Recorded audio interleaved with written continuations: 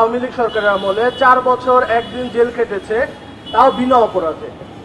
তাকে তখন দায়ী করা হয়েছে সে বিএনপির সহযোগী, সে বিএনপিকে অর্থ যোগান করত, বিভিন্ন রকম ওনাকে মানে মিথ্যা মামলা দিয়ে তখন 4 বছর 1 দিন জেল খাটানো হয়েছে। সে সবসময় ব্যবসায়িক ছিলেন এবং গরিবের এবং সমাজের সবার সাহায্য করার চেষ্টা করেছেন।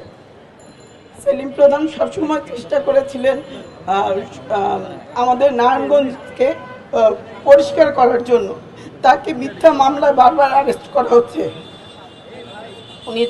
উনি ছোটবেলা থেকে উনি বিদেশেই ছিলেন। দেশে আসার পরে তার ছোট বাচ্চা বলতেন, বাবা বাংলাদেশটা এত নোংরা কেন? তখন থেকে সে চেষ্টা করেছিলেন যে দেশটাকে পরিষ্কার করতে, বিশেষ করে নারায়ণগঞ্জ শহরটাকে। তাকে বারবার মিথ্যা মামলায়, এর আগেও একবার গ্রেফতার করেছেন মিথ্যা মামলায়। সে তাকে অ্যারেস্ট করার পরে বলা হয়েছে সে আওয়ামী লীগের দোষক বলে, তাকে বিএনপির দোষক বলে অ্যারেস্ট করা হয়েছিল আওয়ামী লীগের সময়।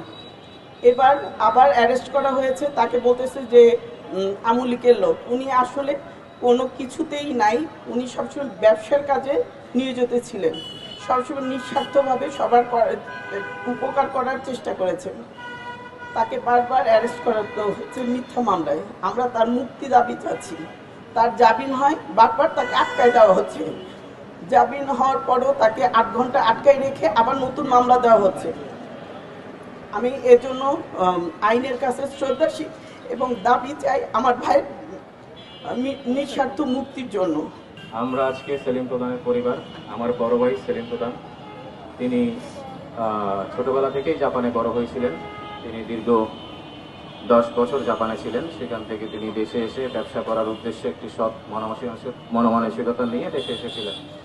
এরপর থেকে তার সাথে একের পর এক যেই ধরনের অন্যায়গুলো হয়ে যাচ্ছে, তার কিছু মানবিক এবং জনকল্যাণমূলক কর্মকাণ্ডকে কেন্দ্র করে তিনি সবসময় চাঁদাবাজির বিরুদ্ধে, তিনি সবসময় সন্ত্রাসের বিরুদ্ধে সোচ্চার ছিলেন। এবং সেইখান থেকে তার সাথে কিছু ব্যবসায়িক দ্বন্দ্বে জড়িয়ে ব্যবসায়িক তার প্রতিষ্ঠানগুলো, তার জায়গা সম্পত্তিগুলো দখল করার জন্য ব্যবসায়িক দ্বন্দ্ব থেকে তার সাথে এক ধরনের একটা শত্রুতা শুরু হয় একটি কুচক্রী মহলে।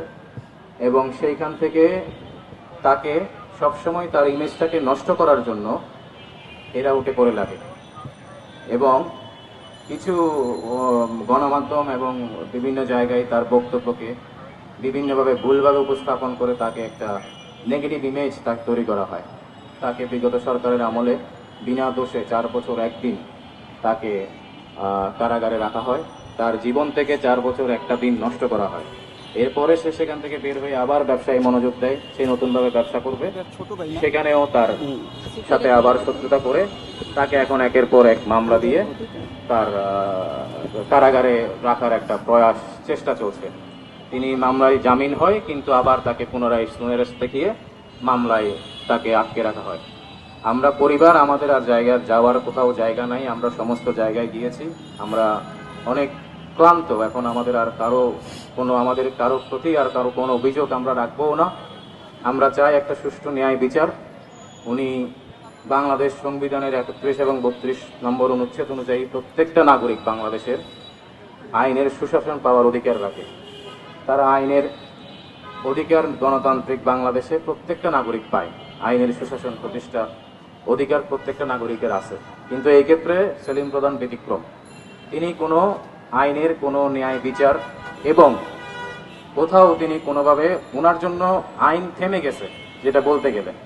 আমরা এটা উপলব্ধি করছি।